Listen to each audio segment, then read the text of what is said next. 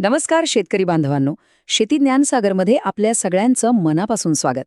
आज आपण एका अशा पिकाबद्दल बोलणार आहोत जे कमी वेळेत, अगदी कमी वेळेत खूप चांगला नफा मिळवून देऊ शकतं. जरा विचार करा, फक्त 2 महिन्यांची मेहनत आणि त्यातून थेट लाखोंची कमाई करण्याची संधी. चला तर मग फुलगोबी शेतीचं हे फायद्याचं गणित नेमकं काय आहे ते आज सोप्या भाषेत समजून घेऊया. हो, तुम्ही बरोबर पाहिलं.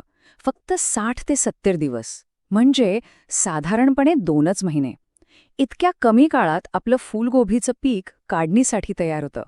याचा सरळ अर्थ काय? तर एकदा लागवड केली की फक्त 2 महिन्यात आपल्या हातात पैसा यायला सुरुवात होते. पण किती पैसा? चला तेही पाहूया. आणि कमाई बघा, एका एकरातून तब्बल 4 लाख रुपयांपेक्षाही जास्त. मला माहितीये, हा आकडा बघून थोडं आश्चर्य वाटेल, पण हे काही स्वप्न नाहीये. योग्य नियोजन केलं ना तर हे अगदी शक्य आहे. आणि तेच नियोजन कसं करायचं हेच तर आपण आज सविस्तरपणे पाहणार आहोत. तर मग ह्या 70 दिवसांचा नफ्यापर्यंतचा प्रवास आपण कसा करणार? आजच्या या आपल्या माहिती सत्रामध्ये आपण लागवडीपासून ते थेट कमाईपर्यंतची प्रत्येक पायरी अगदी सोप्या भाषेत समजावून घेणार आहोत, जेणेकरून कोणताही शेतकरी बांधव हे अगदी सहजपणे करू शकेल. आता आपल्या मनात पहिला प्रश्न येतो की अरे, बाजारात एवढी सगळी पिकं आहेत, मग त्यात फुलगोबीच का निवडायची? याचं उत्तर अगदी सोपं आहे. कारण फुलगोबी हे एक उत्तम नगदी पीक आहे. नगदी पीक म्हणजे काय? तर असं पीक जे विकून लगेचच्या लगेच हातात पैसा येतो. याचे 4 मोठे फायदे आहेत. चला ते पाहूया.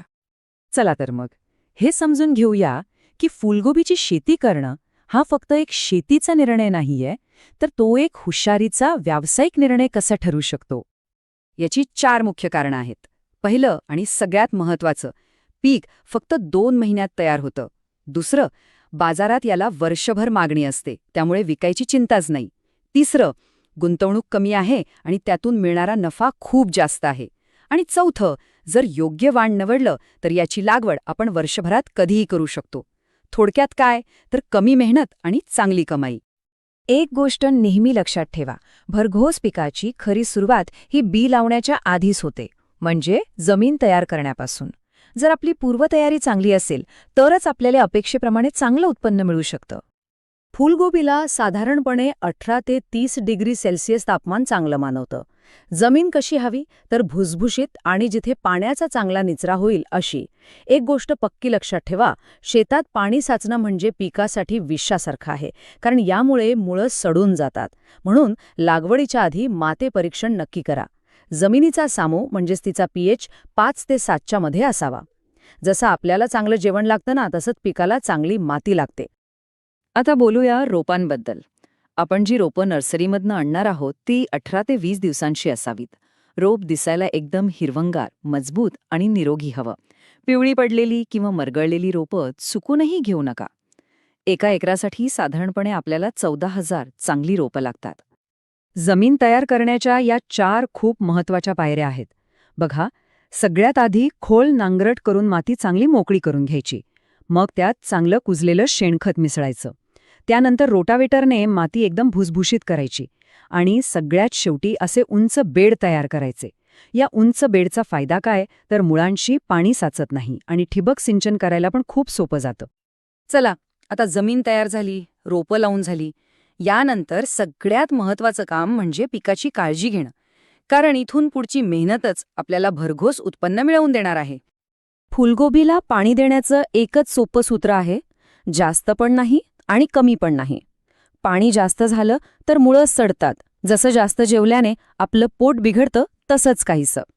आणि पाणी कमी झालं तर झाडाची वाढच थांबते. त्यामुळे आपल्याला जमिनीत चिखल नाही करायचा, फक्त ती ओलसर राहील याची काळजी घ्यायची आहे. लागवडीनंतर काही दिवसांनी आळवणी करणं खूप महत्त्वाचं आहे. आता आळवणी म्हणजे नेमकं काय, तर पाण्यात विरघळणारी खतं आणि ट्रायकोडर्मासारखी आपली मित्र बुरशी यांचं मिश्रण करून ते थेट झाडाच्या मुळाशी ओतणं. ट्रायकोडर्मा काय करतं, तर ते पिकाच्या मुळांना रोगांपासून वाचवतं.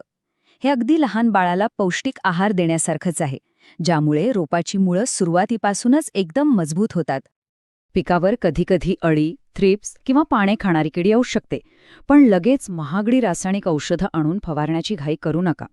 त्याऐवजी बीटी, जे एक प्रकारचे जीवाणू आहेत, किंवा कडुलिंबाचं तेल, किंवा बिवेरिया, जी एक मित्रबुरशी आहे, यांसारखे जैविक उपाय वापरा. हे नैसर्गिक उपाय जमिनीला आणि पिकाला कोणताही धोका पोचवत नाहीत, उलट जमिनीचा पोत सुधारतात. शेतात तण वाढलं की खूप त्रास होतो आणि ते काढायला मजूरही जास्त लागतात. यावर एक एकदम सोपा उपाय आहे, तो म्हणजे मल्चिंग. बेडवर असं प्लॅस्टिक अंथरल्यामुळे तण उगवतच नाही आणि जमिनीमधला ओलावासुद्धा टिकून राहतो. यामुळे तुमचा पैसा आणि मेहनत दोन्ही वाचतं. आता आपण या संपूर्ण प्रक्रियेच्या शेवटच्या आणि सगळ्यात आनंद देणाऱ्या टप्प्याकडे आलो आहोत. तो म्हणजे पिकाची काढणी करणं आणि आपल्या कष्टाचं फळ म्हणजे नफा कमवणे. फुलगोबीची काढणी योग्य वेळेवर करणं खूप जास्त गरजेचं आहे. जर खूप लवकर काढली तर वजन कमी भरतं आणि उशीर केला तर फुलाची गुणवत्ता खराब होऊ शकते. प्रत्येक गड्डा साधारण 800 ग्रॅम ते 1 किलोचा झाला की समजायचं तो काढणीसाठी तयार आहे. जर आपण सुरुवातीपासून योग्य नियोजन आणि मेहनत घेतली तर एका एकरातून आरामात 12 ते 14 टन उत्पादन मिळू शकतं. आरामात. आणि आता सर्वात महत्त्वाचा मुद्दा म्हणजे पैसा. या आलेखाकडे नीट बघा. एका एकरासाठी आपल्याला साधारण 50,000 रुपयांपर्यंत खर्च येतो, पण त्यातून मिळणारी कमाई ही 4 लाख रुपयांपर्यंत सुद्धा जाऊ शकते. म्हणजे खर्च वजा करूनही 3.5 लाखांपर्यंतचा निव्वळ नफा आपल्या हातात येऊ शकतो. हा जो फरक आहे ना, तोच या पिकाला खऱ्या अर्थाने फायदेशीर बनवतो. चला, आता आपण या संपूर्ण माहितीचा सारांश पाहूया. या काही गोष्टी जर आपण नेहमी लक्षात ठेवल्या तर फुलगोबीच्या शेतीत यश आपल्याला नक्कीच मिळेल. हे 5 सुवर्ण नियम आहेत, ते लक्षात ठेवा. पहिला, काहीही करण्याआधी माती परीक्षण करा. दुसरा, फक्त चांगली आणि निरोगी रोपंच लावा. तिसरा, खत आणि पाण्याचे योग्य नियोजन करा. जास्तही नको आणि कमीही नको. चौथा, कीड नियंत्रणासाठी रासायनिक औषधांऐवजी सेंद्रिय पद्धतींना प्राधान्य द्या. आणि पाचवा, माल विकायला नेण्याआधी बाजारात काय भाव चालू आहे याचा अंदाज घ्या. या गोष्टी पाळल्यास यश नक्कीच मिळेल. तर मग ह्या सर्व माहितीनंतर आता तुम्हीच सांगा, आपलं शेत फुलगोबीच्या या भरघोस उत्पादनासाठी, ह्या सुवर्ण हंगामासाठी तयार आहे का? योग्य नियोजन आणि थोडी मेहनत घेतली तर हे यश नक्कीच मिळवता येईल. आशा आहे की आजची ही माहिती आपल्या सर्व शेतकरी बांधवांना नक्कीच उपयोगी पडेल. आमचा हा प्रयत्न जर आवडला असेल तर या माहितीला एक लाईक करून आम्हाला पाठिंबा द्या. आणि हो, आपल्या इतर शेतकरी मित्रांपर्यंत ही माहिती पोहोचवा, जेणेकरून सगळ्यांनाच याचा फायदा होईल.